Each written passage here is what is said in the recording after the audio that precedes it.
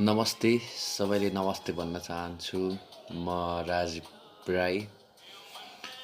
मैले तपाईँहरूलाई योभन्दा केही 1 महिना अगाडि चाहिँ मैले एउटा मेरी ऋतु नामक नाटककै एउटा भाग चाहिँ तपाईँहरूकै सामु प्रस्तुत गरेको थिएँ र तपाईँहरूलाई पनि सुनाएको थिएँ। तपाईँहरूले एकदमै मन पराइदिनु भयो, राम्रो कमेन्ट गरिदिनु भयो, पोजिटिभ कमेन्ट र उत्साहपूर्ण जवाफ पनि दिनुभयो। म एकदम खुसी पनि भएँ र मैले सर्वप्रथम त लभली तुलसी दाइले मेरो क्लिप्सलाई चाहिँ एउटा अडियो क्लिप्सलाई चाहिँ मन पराएर एउटा भिडियो बनाएर युट्युबमा हालिदिनु भएको रहेछ र मैले सेयर पनि गरेको छु। तपाईँहरूले नहेर्ने जतिले हेर्न सक्नुहुनेछ र विशेष लभली तुलसी दाइलाई धन्यवाद दिन चाहन्छु। र आज तपाईँहरूलाई त्यही पहिलाकै जस्तो एउटा मेरी ऋतु नामक नाटकको चाहिँ अन्तिम क्लिप्स तपाईँहरूले सुनाउन चाहन्छु र तपाईँहरूले एकदम सुनेर मनोरञ्जनात्मक एउटा लेख भनेर तपाईँहरूले भन्नुहुनेछ भन्ने पूर्ण आशा छ। र म केही कुरा नगरी अब ढिला नगरी नाटकको लास्ट क्लिप्स तपाईँहरूकै माझ पस्कन गइरहेको छु र म त्यही क्लिप्समा चाहिँ जान चाहन्छु। ऋतुले आफूलाई पश्चाताप गरेपछि ऋषिसँग माफ माग्न पनि जान्छ। ऋषिले एक्सेप्ट नगरेपछि उसले आफूलाई गल्तीको प्रायश्चित गर्नको लागि र त्यही प्रायश्चितको लागि र त्यस पापबाट चाहिँ मुक्त हुनुको लागि आफूलाई आफ्नो ज्यान खेर फाल्न चाहन्छ। ऋतुलाई पुरा भिड लागेर घेरिरहेको हुन्छ। गुरुदेव अर्धचेत भएर लडिरहेको हुन्छ। ऋतुका साथीहरूले उसलाई समातिरहेकी हुन्छन्। ऋषिको प्रवेश पनि देखिरहेको हुन्छ। मन्द स्वरमा भनिरहेकी हुन्छ ऋतु, ऋषि।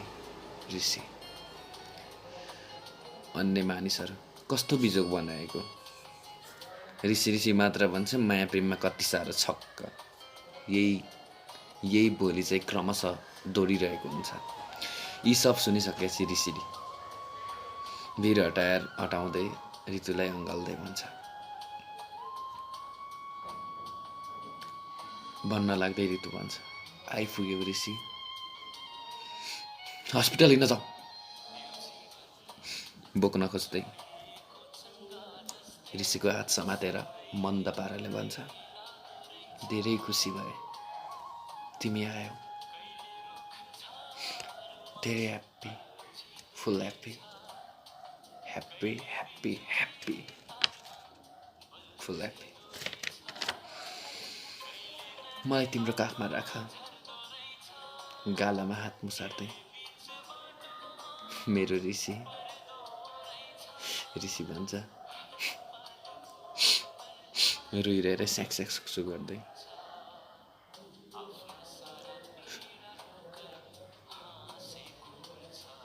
ऋतु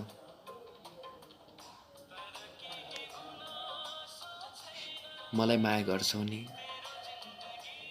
म अब त पाप मुक्त भए आए। कस्तो पाप ऋतु, तिमी मेरो मुटु हो र आफ्नो मुटुले गल्ती गरेको कुराले पनि कसले गल्ती भन्छ र आफ्नो मुटुले कहिले पनि गल्ती गर्दैन र।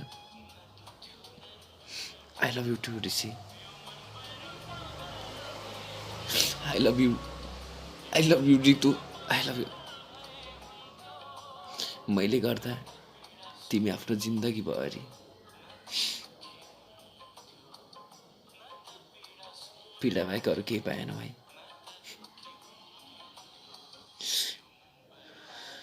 पीडा दिन बाहेक म केहीको कामको लागि जन्मेका रहेन रहेछु यो पृथ्वीमा। त्यो तिम्रो दोष होइन ऋतु, माथिबाट भगवानले दिएको लेखान्त हो र यसमा दुःख हो के कुरा ऋतु।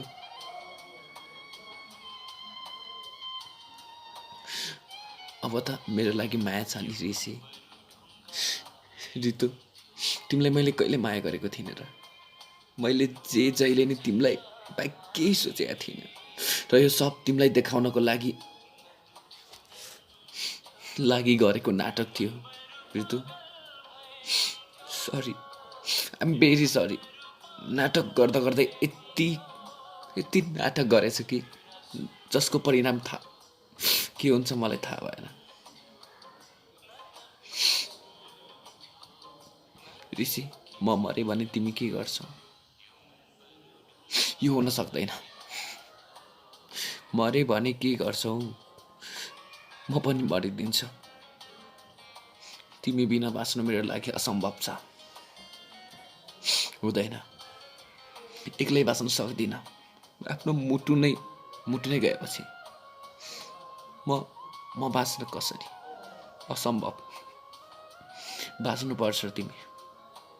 मेरो अनि हाम्रो अपुरो प्रेम कहानी मर्न हुँदैन, अनि मलाई नि बिर्सिँदैन नि।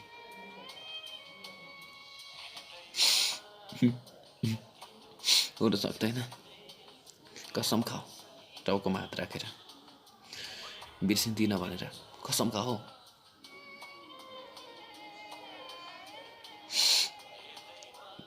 मन नलाग्दै टाउकोमाथि हात राख्छ। हेर न, तिमीसँग बोल्दा बोल्दै यति बोलिएछ कि तिमीसँग केही समय भेट हुन पनि भगवानले मलाई दिँदैन। कस्तो आँखा धमिलो देख्न थाले, मलाई निन्द्रा लाग्न थाले। ऋतु, नाइ ऋतु, मेरो हातमा तिम्रो गाला राख्न थियो। सुनौ न, मेरो हात तिम्रो गालामा राख्न देऊ न। हात समातेर मुसार्दै, I love you Rishi, I love you. आँखा चिक्मा गर्दै यो संसारलाई नि छोडेर ऋषिको मनमा एउटा अमिलोपन र एउटा दाग छोड्दै ऊ यो संसारबाट छोडेर जान्छ। ऋषि रुँदै लभ यु टु भनिरहेको हुन्छ, तर ऊ अर्धचेत भएको हुन्छ। ऋतु मरेको पनि केही समय थाहा पाउँदैन, तर केही सकेपछि उसले थाहा पाउँछ र आफै पनि बनाउँछ।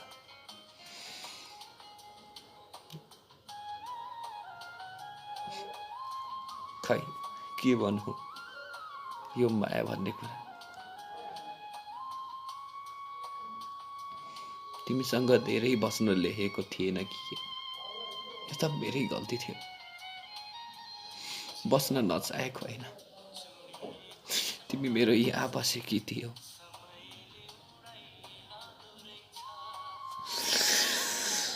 र मैले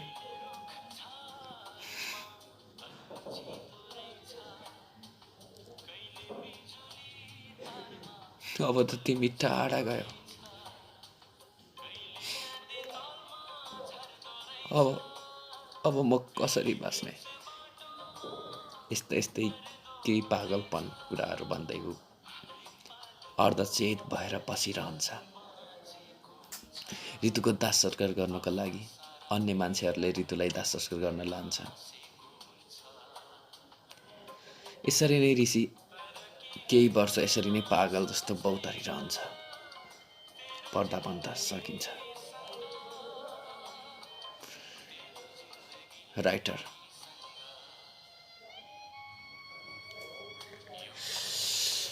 स्टोरी एकदम राम्रो रहेछ।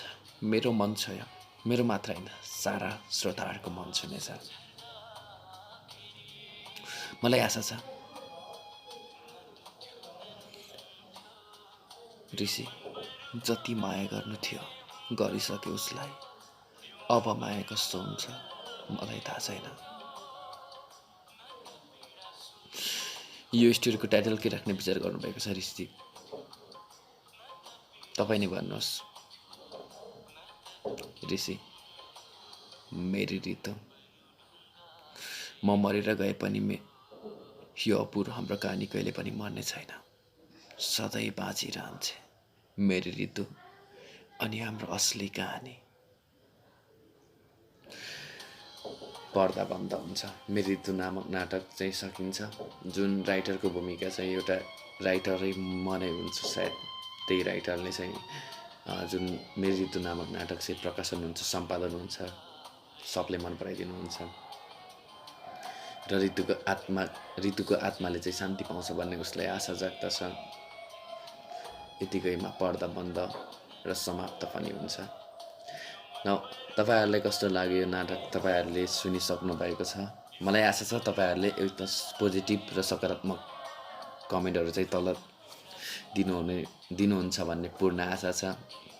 र तपाईँहरूले नै दिनुभएको कमेन्टहरूले चाहिँ मलाई एउटा नयाँ ऊर्जा मिल्न सक्नेछ र ऊर्जा मिल्छ पनि।